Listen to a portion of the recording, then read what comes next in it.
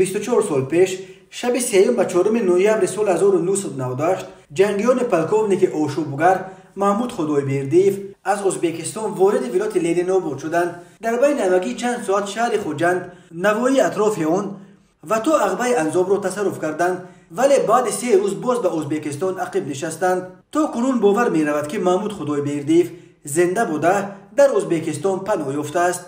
در آن روزهای اول ماه نوامبر سال 1998 همه جا پر از آوازه احتمال حمله محمود خدایبردیف بود. همه جا همین موضوع ورد زبان بود که امروز یا پگاه جنگیان محمود به تاجیکستان حمله میکنند و غالبا از طریق ولایت لنیناباد.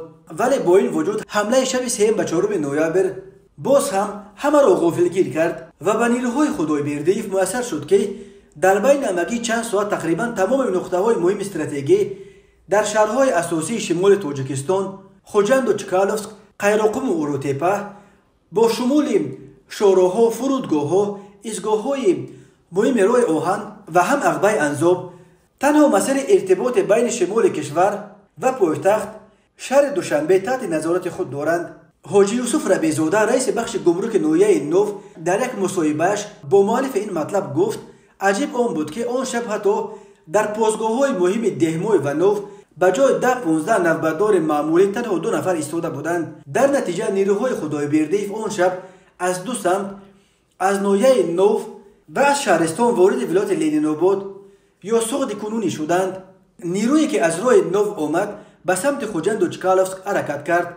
یک بخش دیگری نیروهای محمود خدایبردیف تحت فرماندهی معاون او پلکوونیک سرگئی زورکن توسط شهرستان وارد ولایت شده شهرستان و اوروتپه و عقبه انزاب را به هدف گرفتند. جنگیان محمود خدایبردیف تا رسیدن به مرکز ولایت لنیناباد به یگان مقاومت جدی روبرو نشدند. میرحمد امیرشاه سخنگوی فرمانده گوارد پرزیدنتی تاجیکستان جنرال غفور میرزویف در سال 1998 در یک صحبت با مؤلف این مطلب گفت تنها 2 قسم نظامی به افراد محمود خدایبردیف مقاومت مسلحانه نشان دادند. یک قسم نظامی گواردیای پرزیدنتی در شهر چکالوفسک و یکی دیگر قسم نظامی مربوط به جنرال سوراب قاسموف مستقر در قلعه خوجند. قسم‌های دیگر میتوان گفت بدون جنگ ولایت لنیناباد را به آدمان محمود سپاریدند. در بین همگی چند ساعت به دست پلکوونیک خدایبردیف گذشتن قسمت اساسی قلمرو شمال تاجیکستان حکومت مرکزی در دوشنبه را سخت نگران کرد. حکومت بار اول برای سرکوب این نیروهای شورشی از نیروهای اتحاد مخالفین که تازه 1 سال پیش با حکومت صلح کرده بود کمک خواست. بتالون 25 برابری عبدالعلیم نظرزاده و همین طور فرماندهان ارشد مخالفین میرزا زیایف، میرزا خوجا نظاموف، شاه اسکندروف و دیگر نیروهای تحت فرمان خود را به کمک نیروهای حکومت فرستادند. عملیات ضد خدایبردیف در ولایت لنیناباد عملاً اولین عملیات مشترک نیروهای دولتی و مخالفین شد. جنرال شادروان سوراب قاسموف که آن وقت به بریگاد تعینات مخصوص وزارت کارهای داخلی فرماندهی میکرد در یک صحبت با مؤلف این مقاله اعتراف کرده بود که سهم نیروهای مخالفین در سرکوب آشوب خدایبردیف اساسی بود.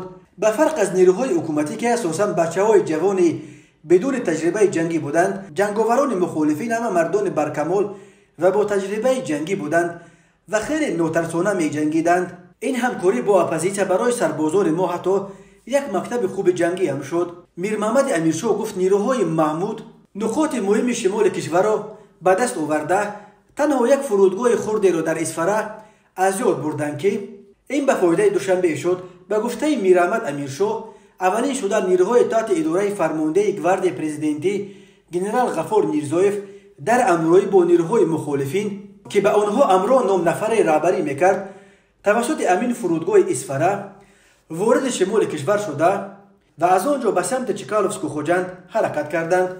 در نتیجه علاقه روز 5 نوامبر به حکومت میسر شد که جنگجویان خدایبردیف را از پایگاه اساسیشان شهر خوجند بیرون اندازند. روز 7 نوامبر علاقه تمام ولایت از حضور آدمان محمود تازه کرده شد. محمود تورانویچ خدایبردیف 18 اکتبر سال 1964 در شهر قرغنتپه به دنیا آمده است. پدر او تاجیک و مادرش ازبک بود. خدایبردیف سال 1985 آموزشگاه نظامی شهر المتا به نام مارشال کونیف رو ختم کرده برای خدمت به افغانستان فرستاده شد و تا مقام فرمانده وزود رزویدکا در بریگاد رقم 70 رسید. بعد خروج نیروهای ارتش شوروی از افغانستان در سال 1989 خدایبردیف مدت آموزشگاه نظامی الماتا بود و سپس به تاجیکستان برگشت. در کمیساریات‌های نظامی نویه جلیکول و باختر کار کرد. سال 1992 خدایبردیف به مقام معاون کمیسار نظامی ولایت قرغن‌تپه تعیین شد. بعد آغاز جنگ شهروندی خدایبردیف فرماندهی یک گروه مخصوص دیویزیای 201 روسیه در قرغن‌تپه را به دوش گرفت. ماه سپتامبر سال 1992 خدایبردیف به طور تا حال مرموز تانک‌های دیویزیای 201 را گرفته به طرف سنگک سفر و فرانت خلقی گذشت. باور می رود که محض همین تانک‌های خدایبردیف سرنوشت جنگ بین فرانت خلقی و نیروهای صادق به حکومت موروثی ملی را در وادی وخش به فایده فرانت خلقی حل کرد. در پی پیروزی فرانت خلقی و به قدرت رسیدن حکومت امامعلی رحمان محمود خدایبردیف فرمانده بریگاد تعیینات مخصوص در شهر قرغن‌تپه تعیین شد. این بریگاد الکی بعد 2 سال در پی کشتن پلکونیک 21 ساله عزت کوگانوف نیروهای باقی مانده فیضعلی سعیدوف را شکست داده نظارت نظامی وادی وخش را به دست خود گرفت. پلکونیک خدایبردیف چند دفعه از جمله در تابستان سال 1996 و سال 1997 الکی حکومت امامعلی رحمان به مخالفت مسلحانه برخیست. آشوب ماه اوگوست سال 1997 با برکناری محمود از مقام فرماندهی و ترک قلمرو تاجیکستان کردن او و یاران مسلحش انجام یافت. بعد حمله به خوجند در تیر ماه سال 1998 خدایبردیف از محضر عام غیب زد. در این بین چندین بار خبر مرگ محمود خدایبردیف نشر ولی باز به زودی تکذیب شد. آخرین بار مطبوعات درباره به دست معاونش سرگئی زاویرگین کشته شدن او در ماه اکتبر سال 2001 چند روز پیش از آغاز معرکه جهانی ضد ترور در افغانستان نوشته بود. در نویه سر آسیای ازبکستان حتی مراسم دفن خدایبردیف را دایر کردند ولی یک افسر امنیتی تاجیک که در آن مراسم پنهانی شرکت کرده بود به سامانه اخبار گفت این مراسم یک صحنه‌سازی بود و او به چشم خود دیده و باوری حاصل کرده بود که در درون کفن جسد نه خدایبردیف بلکه کاملا یک نفر دیگر بود. سال 1998 انگشت اتیام دوشنبه بلافاصله به سوی ازبکستان بلند شده بود که نیروهای خدایبردیف از قلمروش وارد ولایت لنیناباد شدند.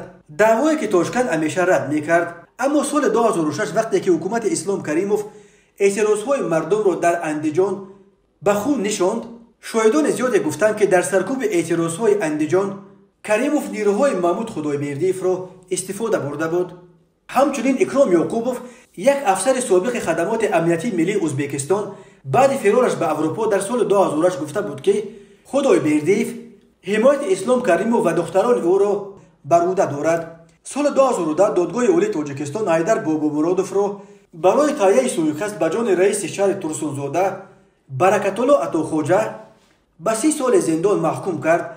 بابامرادوف در جریان تفتیشات گفت در یک قسم مخصوص نظامی در نویه با تاجیکستان هم مرز شرگون در ولایت سرخندریای ازبکستان خدمت میکرد. به گفته او فرمانده این قسم نظامی محمود خدایبردیف بود و فرمان کشتن رئیس شهر ترسونزاده را به وی مسخود خدایبردیف داده بود. این عکس بعد چندین سال غیب زدن خدایبردیف در اینترنت نشر شد. گفته میشد که خدایبردیف را در ازبکستان عکس گرفتند.